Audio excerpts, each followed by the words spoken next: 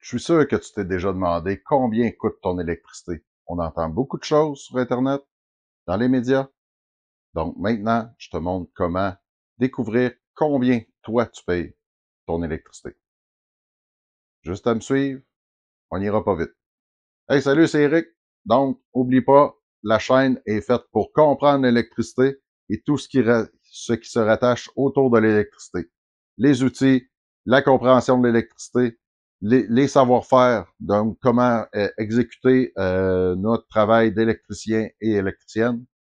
Si tu veux, abonne-toi juste en dessous, active la cloche. La cloche te permet, à chaque fois qu'il va y avoir une nouvelle vidéo, tu vas être averti, donc tu manqueras rien. Un petit pouce, ça est toujours encourageant à m'aider à continuer. Et puis, un commentaire, c'est le summum. Tu peux vraiment m'aider à poursuivre la chaîne et avoir l'ensemble de nos compétences mis en vidéo. Premièrement, il faut comprendre le concept des watts. Donc, qu'est-ce qu'on consomme chez Hydro-Québec? Ce sont des watts, plutôt des kilowatts. Donc, une unité de mesure pour dire 1000 watts. Donc, 1 kilowatt est égal à 1000 watts. Maintenant, qu'est-ce qu'un kilowatt?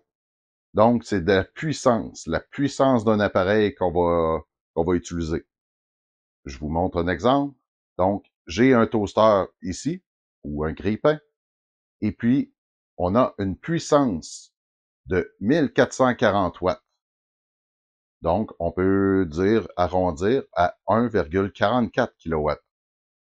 Donc, il me faudra une puissance à délivrer pendant un certain laps de temps de 1440 watts ou 1,44 kW. Un autre principe qu'il faut apprendre, ce sont les kilowattheures. C'est ça que Hydro-Québec nous charge. Donc, ce n'est pas la puissance de l'appareil, mais bien le temps qu'on va utiliser cet appareil. Donc, à toutes les kilowatts, donc à toutes les 1000 watts consommés pendant 1 heure, Hydro-Québec va nous charger un certain montant. De tous les sites qu'on peut voir, ils nous disent que c'est 10 ou 11 cents ou 12 cents même euh, pour chaque 1000 watts consommés. Voyons voir pour la tranche de pain mis dans notre grille-pain qui va prendre 1 minute à chauffer. Donc, lorsqu'on met une tranche de pain dans notre grille-pain, pendant 1 minute, il y aura une consommation de 24 watts-heure. Donc, ça veut dire que Hydro-Québec va nous mettre sur notre facture 0,024 kWh, ce qui n'est même pas 1 kWh. Donc, on peut conclure que le temps utilisé, l'appareil, n'est pas le nombre de kilowatts de l'appareil. Il y en a un que c'est la puissance et l'autre c'est de l'énergie. L'énergie est en fonction des heures utilisées pour chacun des appareils de votre résidence. Un autre exemple, donc on peut aller voir au niveau d'un véhicule électrique. On va prendre comme exemple le Chevrolet Bolt raccordé à une prise 240 volts, donc de type 2, à la maison. La borne a été ajustée à 32 ampères. Donc, vu qu'il est alimenté à 240 volts et à 32 ampères, ça nous donne une puissance qu'on va utiliser de 7680 watts ou 7,68 kilowatts. Donc, à toutes les heures que je vais consommer, que je vais recharger mon véhicule, j'aurai 7,68 kilowatts d'inclus dans ma facture. Donc, allons comprendre, c'est quoi notre contrat avec Hydro-Québec. L'exemple du vidéo sera pour le tarif D seulement, donc le tarif domestique, qui, d'après moi, englobe la majorité des résidences au Québec. Donc, première règle pour respecter ce type de tarif, car sinon, il faut changer de tarification chez Hydro-Québec pour un autre tarif, comme DP. Mais on va se concentrer seulement sur le tarif D. Qu'est-ce qu'il faut? Ne surtout jamais dépasser 65 kW de puissance en tout temps. Donc, c'est-à-dire environ 277 ampères dans votre panneau de 200. Si vous comprenez bien, c'est que c'est impossible de dépasser. Si vous avez un panneau électrique de 200 ampères, dit classique, vous ne pouvez pas dépasser cette norme. Donc, on peut régler cette difficulté-là. Ensuite, combien qui nous charge à tous les mois ou à tous les 2 mois, comment c'est selon votre facture que vous recevez. C'est-à-dire, nous, ils vont nous charger à tous les jours 42 sous,24 pour des frais d'accès. Donc, qu'est-ce que ça peut comprendre? C'est tout ce qui n'est pas consommable. Donc, ça veut dire c'est pas votre électricité, c'est tous les frais de gérance de Hydro-Québec. C'est seulement 42 sous par jour. Ensuite, si vous comprenez bien le concept des kilowattheures, Hydro-Québec, et là, moi, j'appelle ça l'avantage d'être québécois, c'est que les 40 premiers kilowatts que nous allons consommer seront seulement à 6,32 sous. Donc, le plus bas tarif qu'on peut supporter en 2023. Donc, évidemment, ce sont les tarifs pour 2023 actuellement selon le site d'Hydro-Québec. Donc, les 40 premiers kilowatts sont à 6 sous. Le restant de la consommation, donc, j'ai consommé 42 kilowatts dans mon mois. Les 40 premiers seront à 6 sous et le restant de la consommation sera à 9,75 sous. Donc, on peut conclure que idéalement, si on serait en mesure de ne consommer que 40 kWh, ce serait merveilleux. Mais pour les résidences plus volumineuses, on a tout le temps un excédent. Et c'est cet excédent-là qu'on va aller voir c'est quoi son effet sur la facture. Donc, sur la facture, qu'est-ce qu'on a? On a la consommation totale. Donc, on a le nombre de kilowatts consommés par 60, 61, 62 jours. Ça varie tout le temps un petit peu pour le nombre de jours. Puis notre consommation, elle, varie énormément selon au fil des mois. Ensuite, nous avons les redevances, anciennement appelées redevances, maintenant appelées frais d'accès.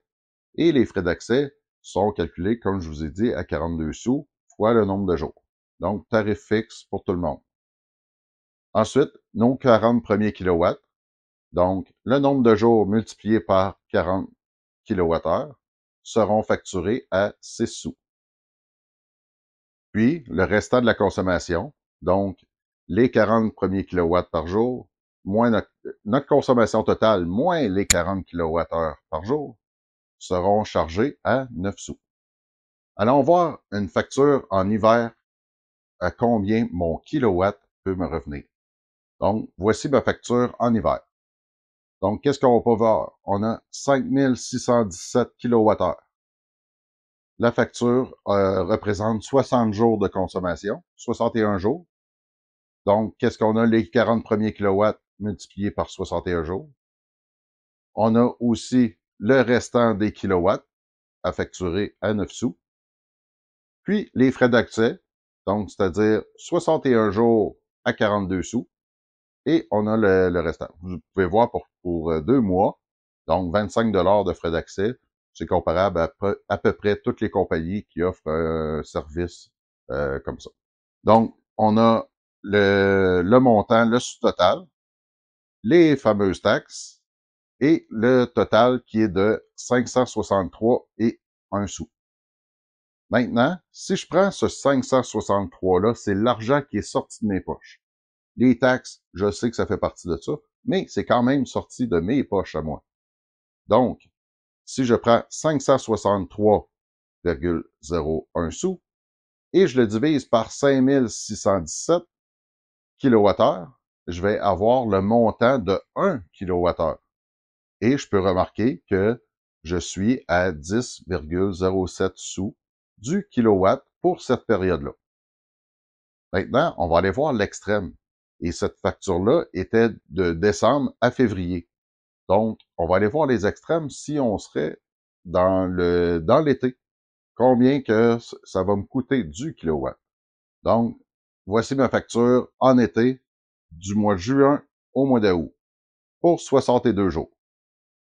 Alors, on va aller voir, c'est les mêmes principes de facturation. Donc, on a le sous-total, les taxes, et tout ça est égal à 225,09 sous. Donc, 225 $. Si je le divise par mon nombre de kilowatts, qui était de 2612 kilowatts, donc mon kilowattheure, pendant cette période, m'a coûté 8,6 sous. Donc, on comprend que qu'est-ce qui a pu faire varier? C'est que j'ai beaucoup moins consommé l'été. Évidemment, on est au Québec, donc on consomme moins l'été à cause du chauffage.